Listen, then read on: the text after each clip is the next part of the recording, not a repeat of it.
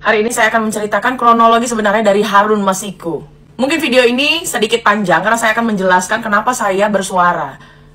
Ya, buat para kalian yang bilang saya ini adalah pengkhianat di dalam tubuh partai. Mungkin yang saya lakukan ini adalah mewakili suara dari kader-kader yang mungkin pada saat itu merasa terjolimi. Dalam komentar-komentar banyak yang menyebutkan gue ini adalah anak abah. Ya nggak masalah sih, gue mau dipanggil anak abah juga. Buat gue jauh lebih mulia gue dipanggil anak abah daripada Ternak Mulyono.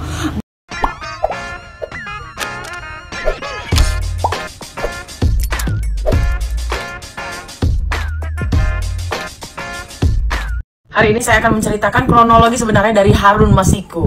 Mungkin video ini sedikit panjang karena saya akan menjelaskan kenapa saya bersuara. Ya, buat para kalian yang bilang saya ini adalah pengkhianat di dalam tubuh partai. Ini orang adalah salah satu kader partai PD Perjuangan, tetapi kali ini baru ia bongkar atau ia ungkap sesuatu yang mungkin tidak sesuai dengan apa yang diharapkan. Mari kita dengarkan. Mungkin yang saya lakukan ini adalah mewakili suara dari kader-kader yang mungkin pada saat itu merasa terjolimi. Pada 2019 di Sumatera Selatan, salah satu dapil terjadilah pemilihan legislatif pada saat itu. Lalu pemenang suara terbanyak jatuh kepada Nazarudin Kemas. Sehingga suara-suara yang lain itu dianggaplah PAW, pergantian antar waktu menunggu antrian. Diambil dari suara terbanyak jika yang terpilih mengalami kematian, mengalami sakit keras, ataupun penahanan KPK dan kasus-kasus hukum lainnya. DPR RI terpilihnya itu Pak Nazarudin Kemas meninggal dunia. Otomatis sesuai prosedur yang PAW adalah suara yang nomor 2 terbanyak setelah yang terpilih. Betul sekali, memang harus seperti itu. Harun Masiku adalah jajaran daripada anggota legislatif yang bertarung dengan mereka. Harun Masiku ini di urutan suara ke-6 terbanyak. Artinya dia ini kalah telak. Lalu upaya-upaya penyundulan yang diduga dilakukan oleh si Harun Masiku dan kata penyidik KPK itu dibantu oleh Bapak Sekjen PDI Perjuangan untuk menyundul suara dari si wanita ini, suara terbanyak nomor 2. Kita tahu sendiri dalam kontestasi politik tidak ada yang tidak dikerahkan. Jiwa, raga, materi semua kita perjuangkan. Jangan munafik, setiap yang berkontestasi politik pasti ingin menjadi pemenang atau pejabat. Begitu pula dengan saya.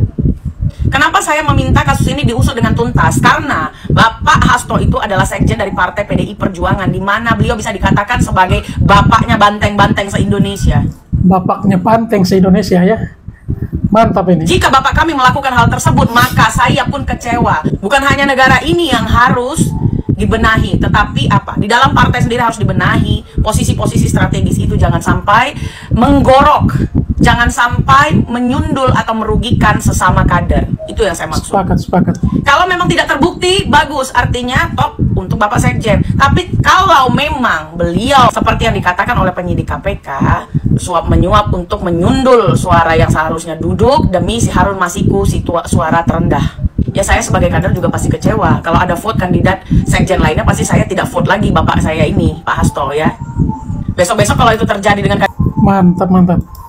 kader lain atau saya yang memang terparkir sebagai antrian PAW ya. Jadi untuk di kasus ini saya tidak membela Harun Masiku. Saya di kasus ini hanya menjadi pemerhati dan melihat sebagai kader baru. Saya ingin melihat bagaimana sih senior-senior saya ini. Ini mau belajar dari senior, tapi senior semua pada begini ya, apa yang harus dipelajari? Apa tidak dibicarakan di dalam saja? Kau pikir gampang ketemu sekjen? Ha? Tidak. Bukan kau enak-enak kenal sama beliau minta ketemu, kau ketemu, salah ya. Ini baru satu kader yang luar biasa ya. Dia berani mengungkap sesuatu yang mungkin menjadi unek-unek dalam dirinya selama ini. Dan benar juga, ya daripada harus menyampaikan langsung ke beliau kapan. Sebagai kader kecil dari daerah ya, belum tentu tuh bisa bertemu dengan Hasto ini ya. Jadi mungkin dengan media sosial seperti ini dia bisa mengungkapkan isi hatinya. Paling tidak bisa mewakili sekian ribu kader yang mungkin merasa terzolimi dengan sistem ataupun dengan cara-cara seperti ini. Waktu saya dengar ada seorang pelukis, ya untung kalian pasti tidak tahu kalau keluarga Bung Karno itu sebetulnya seniman sama seniwati.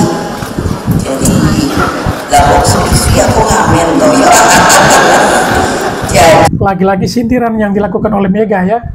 Ini mulai mengungkit kembali terkait dengan pameran lukisan Yos Suprapto yang mungkin pernah dibatalkan. Dan pada kegiatan PD Perjuangan ini dia mulai ungkit kembali. Dan lagi-lagi ya membawa nama mantan Presiden Soekarno ya. Semua orang tahunya kita keluarga politisida. Makanya waktu ada lukisannya Pak Yos apa ya? Pak Yos. Sudah. Yang batas kamera. Yos Suprapto. Yos Suprapto. Ya kok katanya dia mau ditahan, mau dihukum. Aku bilang terus waktu itu ditanya, lah polisi kok kering mentoyo? Karena apa? Ekspresi seni itu harus dilihat bukan oleh kitanya. Harus seperti tadi saya tanya, menggali keinginan dia, dan itu harus dihormati. Yuk, monggo yang mau baik. Harus dihormati, tetapi ya mudah-mudahan kalau ada juga yang melukis ya untuk bisa menggambarkannya, mungkin kemarin dialami oleh Pak Jokowi yang tersinggung.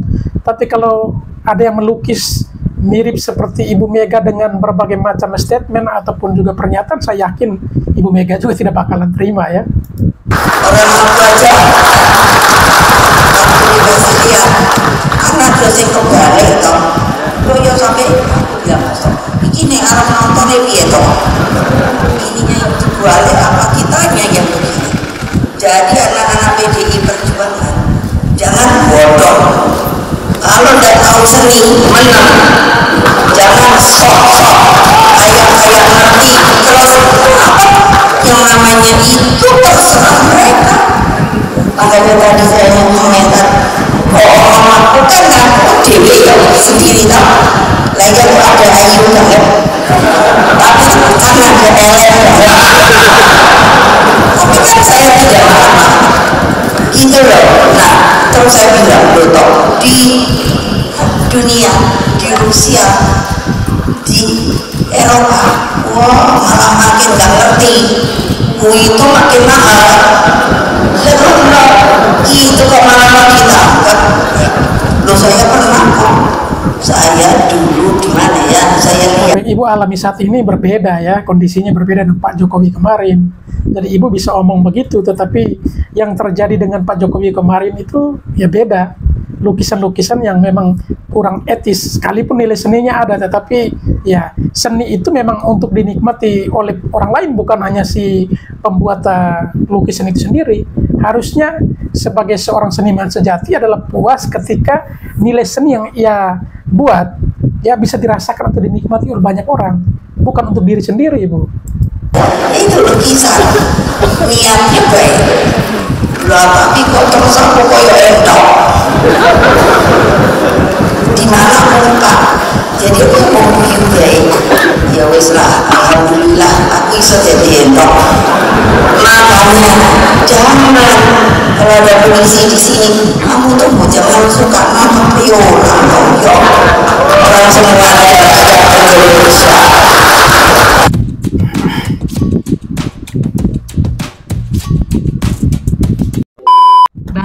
Banteng lagi nih ya. Sebenarnya orang-orang Banteng ini sadar betul bagaimana efeknya seorang Jokowi itu luar biasa besar. Terbukti kemarin Pilpres Banteng ini bontot. Nah, di pilkada ini kan banyak tuh calon kepala daerah yang sowan ke rumahnya Pak Jokowi dan minta dukungannya Pak Jokowi gitu ya kan. Nah, bentuk kepanikan dari orang-orang Banteng yang ada di Solo ini nyeleneh gitu ya. Bisa-bisanya dia bikin video seperti ini seolah-olah ini tuh dukungan dari Pak Jokowi gitu, karena pakai suaranya Pak Jokowi. Dengerin nih.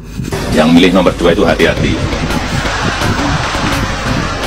karena pasti ini karena emosional dan kurang informasi. Dan sebetulnya tawarannya tidak masuk akal. Video asli atau suara asli Pak Jokowi di dalam video ini adalah suaranya Pak Jokowi pada saat sambutan hari ulang tahun Golkar yang ke-58. Yang ini yang dipakai buat sound. Yang milih nomor 2 itu hati-hati. Karena pasti ini karena emosional dan kurang informasi. Panik ya, panik ya, panik ya Banteng ya, Banteng panik kuy. Salam NKRI.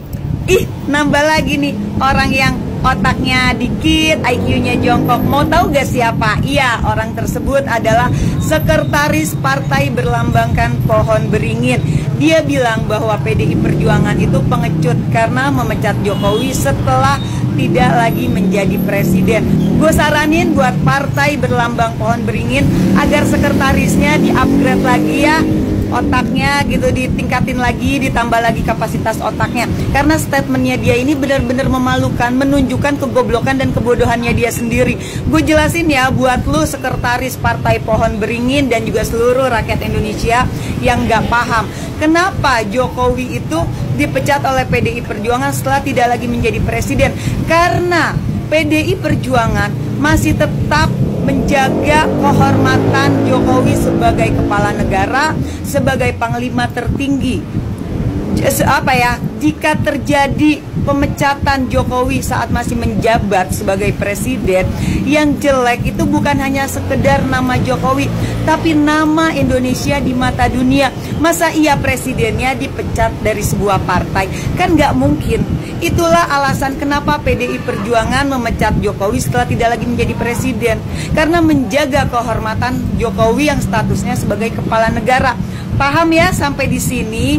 Emangnya partai beringin yang nggak punya etika, yang nggak tahu bagaimana cara menghargai, yang nggak punya moral gitu ya. Contohnya nyolong kader orang, yaitu si Gibran jadi wakil presiden sekarang terpilih. Itu sebagai bukti nyata bahwa partai berlambangkan pohon beringin itu emang nggak punya etika, nggak tahu malu gitu.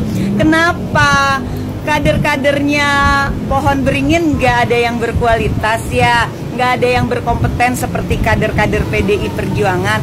Makanya pohon beringin nyolong, ngambil kadernya dari partai Banteng. Kasian banget sih pohon beringin, partai yang mewah, yang hedonis, tapi nggak punya kader-kader yang berkualitas. Bahkan ketua umumnya aja sorry banget ya, di mata gue begini banget. Ih, memalukan banget sih pohon beringin gitu. Tunjukin dong kalau pohon beringin itu punya kader yang berkualitas seperti PDI Perjuangan. Jangan nyolong kader orang. Oh iya, gue juga sama buat Jokowi yang katanya masih tetap memiliki KTA-nya PDI Perjuangan. Ih, lu bener-bener gak tahu malu ya Jokowi ya. Udah jelas-jelas dipecat masih pede gitu. Saya masih punya KTA-nya. KTA mah gak ngaruh. Secara de facto lu udah dipecat dari PDI Perjuangan ya. Dan buat pohon beringin atau partai-partai yang lain, silahkan ambil Jokowi jadiin Dewan Kehormatan, Dewan Penasehat atau apapun itu. Ambil tuh sampah dari Banteng, karena Banteng gak butuh orang seperti Jokowi. Oke? Salam NKRI. Bang Effendi Simbolon minta Pak Hasto dan Bu Mega mundur dari jabatannya di PDIP. Jangan gitu lah Bang Effendi Simbolon, kasihan loh Pak Hastonya. Pak Said bilang minta dihormati karena Pak Hasto ini lagi sibuk, jadi jangan dipanggil dulu. Ya nggak ada lah urusannya. Emang siapa Hasto? Emang siapa Hasto? Harus ketawa terus aku. Aduh Bang Effendi Simbolon nggak boleh gitu loh. Pak Hasto itu orang nomor 2 yang paling tinggi ya di PDIP ya. Orang kesayangannya Bu Mega loh. Bayangkan Pak Hasto udah salah aja masih dibelain PDIP ya, masih dibela-belain banget juga sama Bu Mega. Jadi bukan orang sembarangan. Pak Hasto ini keren punya dan wajib sangat dihormati. Yuk kita sama-sama hormat gerak Pak Hasto. Dia harus mengundurkan diri sebagai bentuk pertanggungjawaban atas ini kan masalah serius, masalah hukum. Tapi ini nggak hanya sebatas seorang Hasto, saya kira umumnya yang harus bertanggung jawab. Dia meletakkan jabatan kan itu satria juga. Aduh, aku nggak setuju dan nggak sependapat sama Bang Effendi Simbolon kali ini. Aku pokoknya kali ini belain Pak Hasto dan Bu Mega deh ya. Aku tahu dan kenal betul sama Pak Hasto ini. Pak Hasto ini orang baik Yang disangkakan selama ini sama kalian KPK Bang Effendi pasti salah ini, nggak mungkin. Nggak mungkin Pasto melakukan ini, nggak mungkin ya. Tapi bohong. Tapi janganlah Pasto sampai mengundurkan diri, janganlah. Kalau Pasto mengundurkan diri, nanti siapa teman diskusi Bu Mega? Teman curhatnya, teman ngobrolnya, yang paling dekatnya pasti Pak Hasto, ya. Jadi untuk Pak Hasto tetap semangat, jangan ngundurin diri ya, nggak usah, ya. Tetap jadi sekjen, bahkan mungkin nanti bisa menggantikan Bu Mega menjadi ketum di 2000 berapa kayak terserah lah. Dan saya yakin nanti Pak Hasto bisa lebih baik, ya, dan nanti bisa duet dengan Harun Masiku jadi calon presiden dan wakil presiden Republik Indonesia mungkin di 2029 atau nanti di 2030 berapa kayak. Udah ngayal. Dalam komentar-komentar banyak yang menyebutkan gue ini adalah anak Abah. Ya nggak masalah sih, gue mau dipanggil anak Abah juga. Buat gue jauh lebih mulia gue dipanggil anak Abah daripada Ternak Mulyono. Buat gue anak Abah masih pada waras dan logikanya masih berjalan ya. Mereka masih bisa membedakan mana sesuatu hal yang benar, mana sesuatu hal yang memang itu tidak benar. Makanya gue lebih bangga. Bahkan gue akan lebih merasa terhormat dipanggil seorang pelacur daripada dipanggil Ternak Mulyono. Buat gue Ternak Mulyono ini, aduh, otaknya semua nggak ada ya, karena mungkin udah pada ketinggalan digorong-gorong. Kenapa sih gue ini bisa mendadak 180 derajat berubah? Yang tadinya gue menjadi salah satu yang dijulukin diehardnya Mulyono, kok tiba-tiba bisa berubah? Ya kalau gue sih jujur ya, bukan karena ijazah palsunya si Mulyono, bukan karena kegagalan si Mulyono ketika di pemerintahan gitu ya, dia memimpin Indonesia, enggak. Karena balik lagi, memang tidak ada kesempurnaan di muka bumi ini. Gue melihat semua kepala negara di seluruh dunia pun pasti akan ada kegagalan dalam pemerintahannya. Awal mulanya gue bisa sebegini bencinya dengan si Mulyono ya ketika si Mulyono membiarkan anak karbitannya maju sebagai cawapres. Karena setahu gue, maaf nih kalau gue salah, di dunia manapun gak ada tuh ya, bapaknya masih menjabat seorang presiden, tiba-tiba anaknya mencalonkan diri.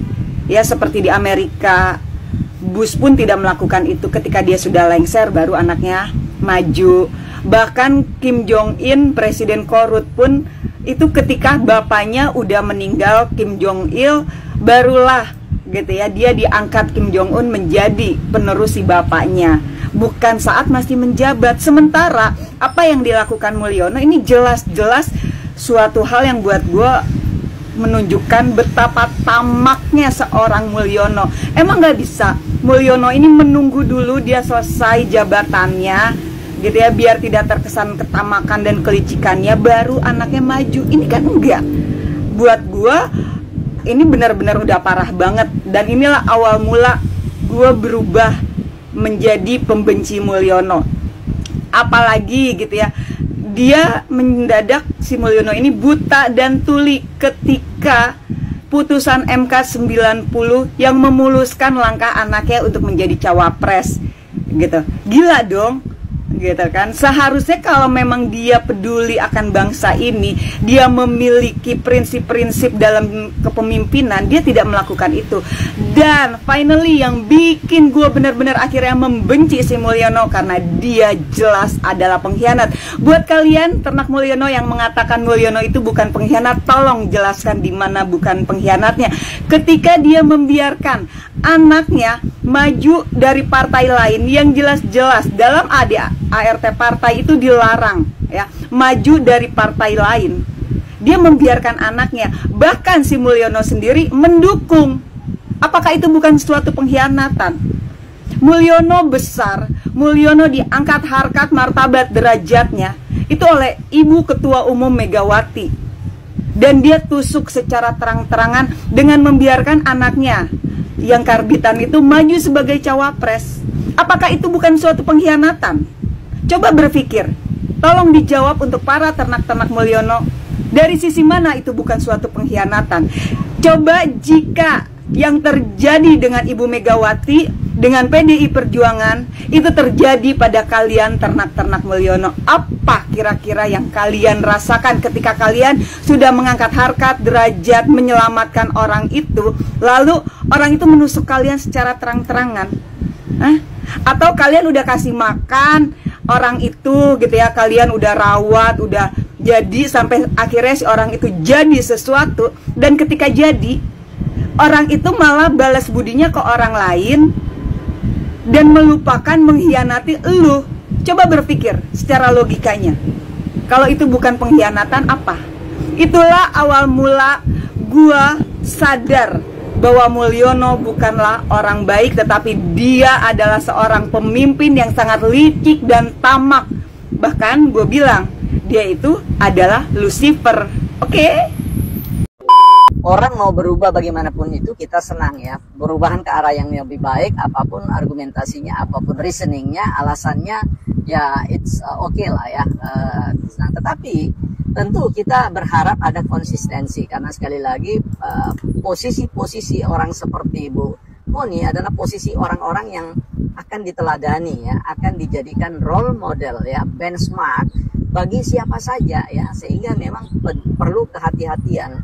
Nah, inilah yang kemudian ditarik dan diungkap oleh Pak Roslan terkait dengan benang merah tentang keterhubungan. Mengapa kemudian ada sikap-sikap yang kelihatannya terlibat ya dalam konteks membentuk peta politik, ketegangan politik, peta konflik politik, di mana Pak Roslan kemudian mengungkapkan tentang behind story terkait dengan pada suatu masa tertentu bagaimana Bu Kony menginginkan ya, ingin menjadi wakil menteri dari pertahanan atau kemudian wakil menteri untuk Kementerian Luar Negeri.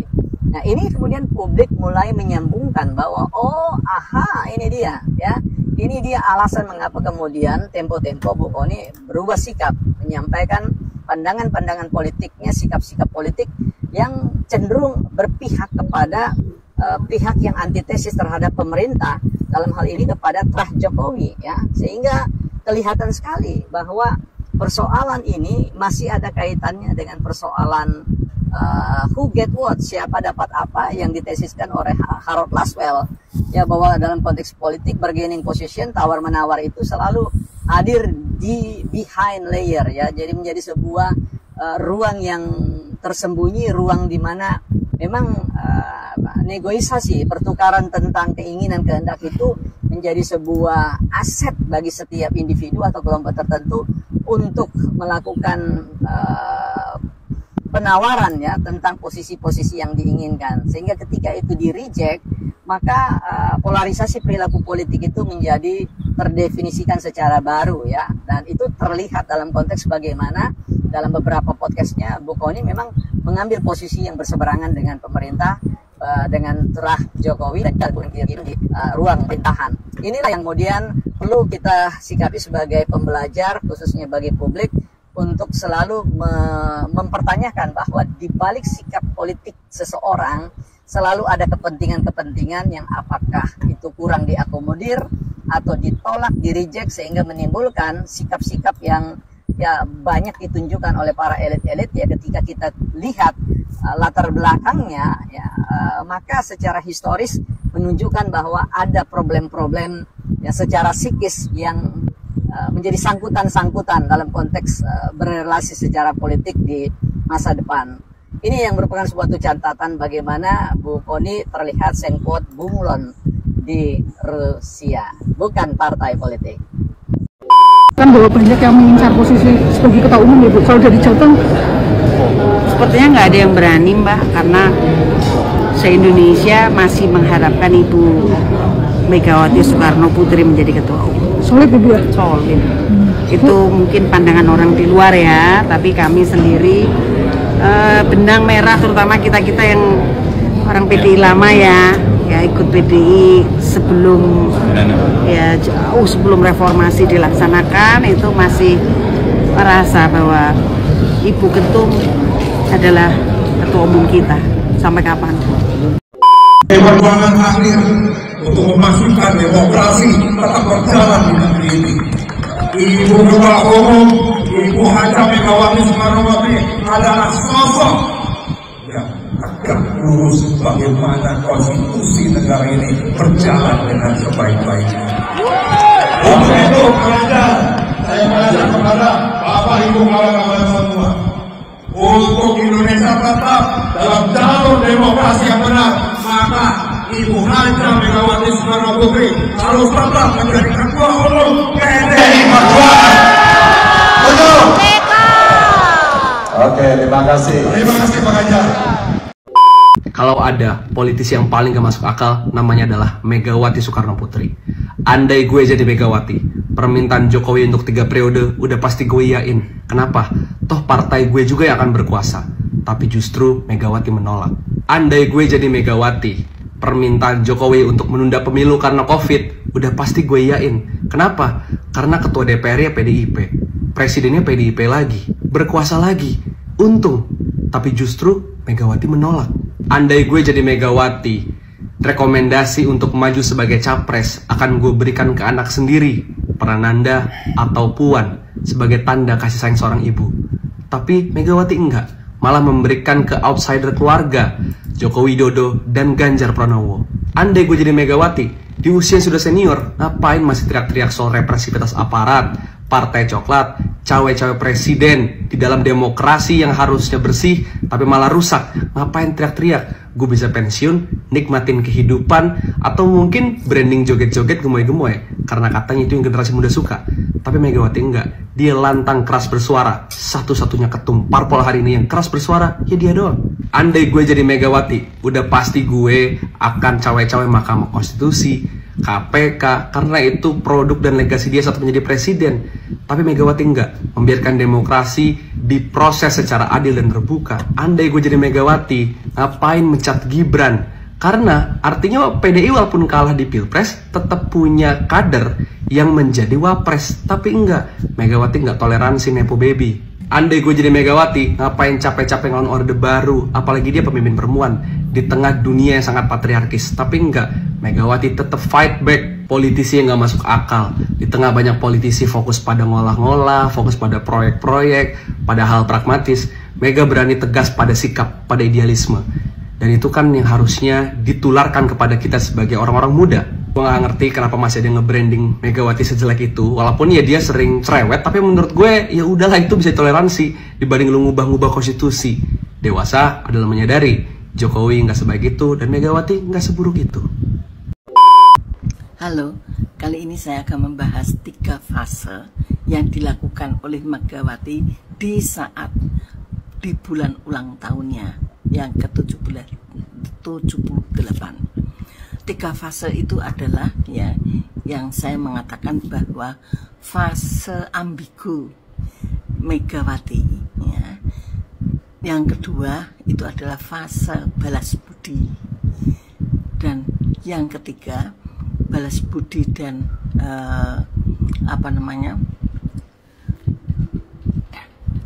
fase balas budi itu adalah meminta balas budi dan membayar balas budi. Yang terakhir itu nanti adalah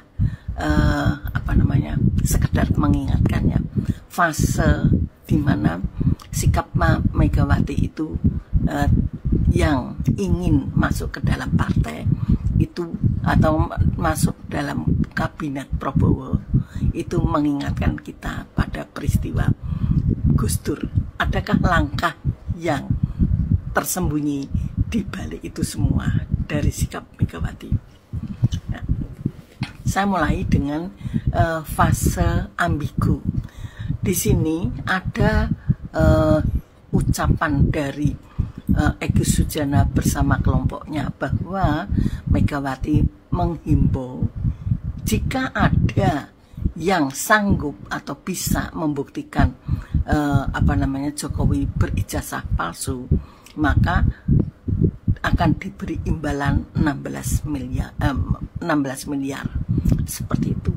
Nah, pernyataan ini sebetulnya sungguh memalukan bagi seorang ketum partai, dan ini satu-satunya ketum partai yang menyebar himbauan seperti ini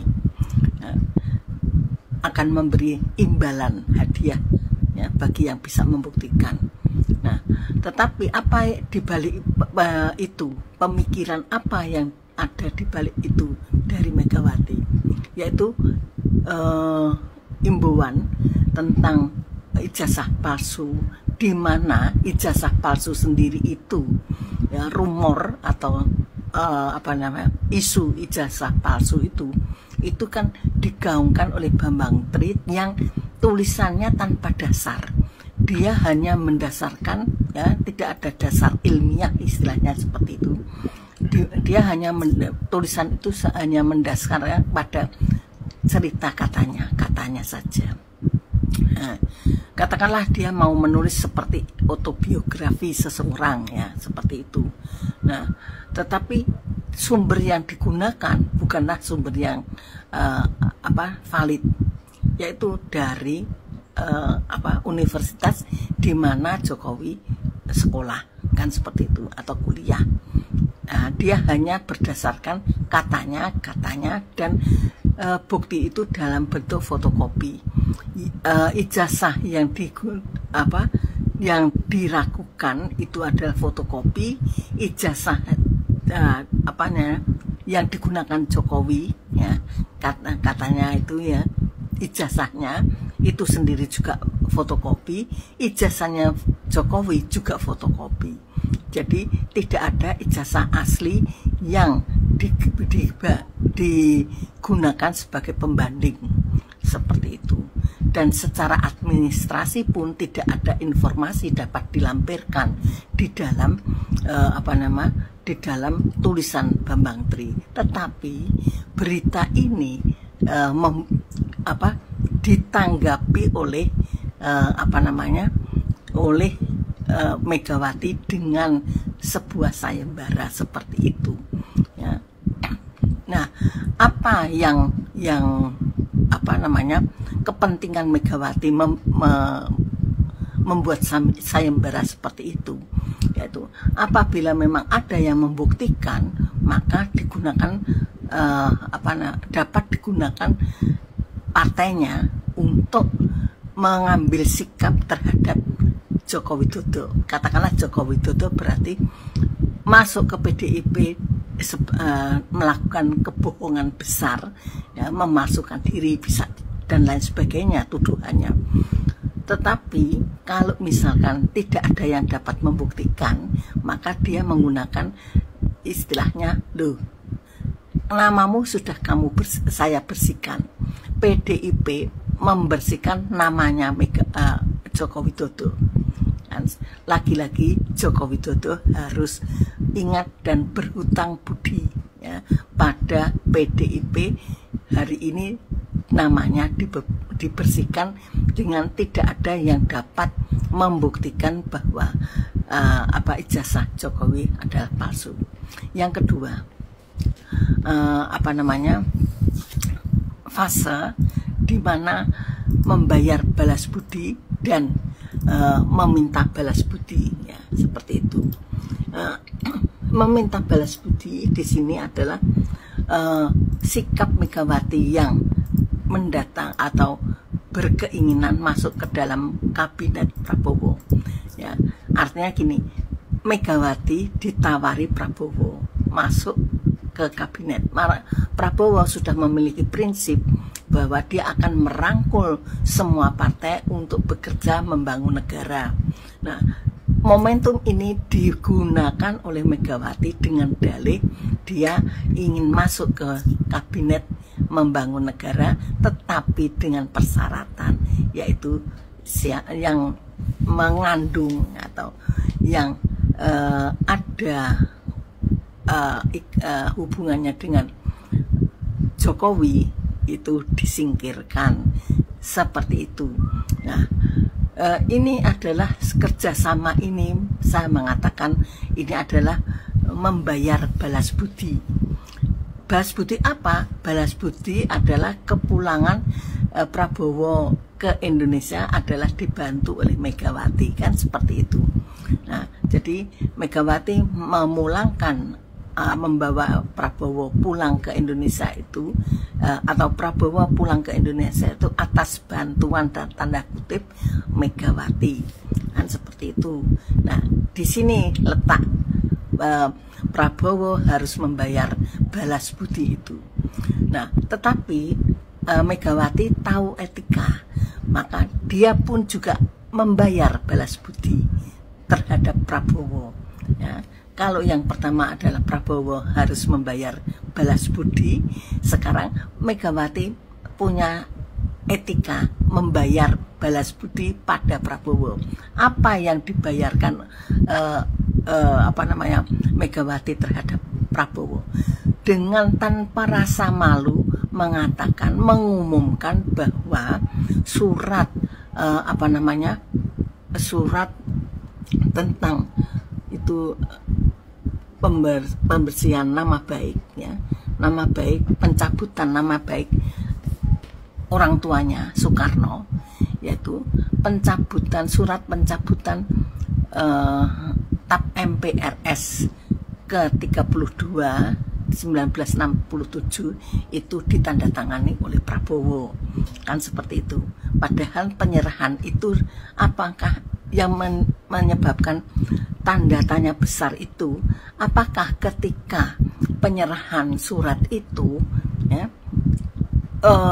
katakanlah Bambang Susatyo sebagai ketua MPR, surat itu belum ditandatangani, ya. Jadi penyerahannya terhadap keluarga Soekarno yang diwakili oleh Guntur Soekarno, dan saat itu ada Megawati pula, bahkan Megawati menangis, ya, itu masih belum ada tanda tangannya, kan seperti itu. Nah, sehingga perlu mengucapkan rasa terima kasih itu pada Prabowo, karena Prabowo lah yang menandatanganinya, atau pada saat itu yang menandatangani surat pencabutan itu adalah Prabowo sebagai Menko Polkam. Nah, itu yang fase kedua. Fase yang ketiga adalah tentang sikap Megawati yang masuk ke dalam partai. Saya khawatir peristiwa Gus Dur akan terjadi lagi, mengingat kondisi dari Prabowo seperti yang sekarang ini. Ketika dia masuk ke dalam partai dan mengetahui kondisi Prabowo, maka dapat digunakan kondisi Prabowo itu sebagai pelemahan dalam kabinetnya. Demikian. Prabowo sangat happy dengan kekalahan Andika Perkasa dan Hendar Prihadi di Jawa Tengah. Kenapa? Karena Prabowo ini sebel sama Andika Perkasa. Ya. Di kubu Prabowo itu beredar informasi bahwa Andika ini bisa naik jabatannya segala macam itu karena didukung oleh Prabowo Subianto begitu. Kok Andika yang sudah dibantu sedemikian rupa dalam karir di militernya itu justru mendukung Ganjar Pranowo, bukan Prabowo Subianto. Makanya dia sangat happy sekali dengan kekalahannya Andika Perkasa di sana begitu. Ya. Baik sahabat sekalian, demikianlah beberapa video yang coba saya reaksi pada kesempatan kali ini. Dan kepada para sahabat sekalian yang setelah menyaksikan video-video tadi dan ingin berkomentar, silakan tulis di kolom komentar.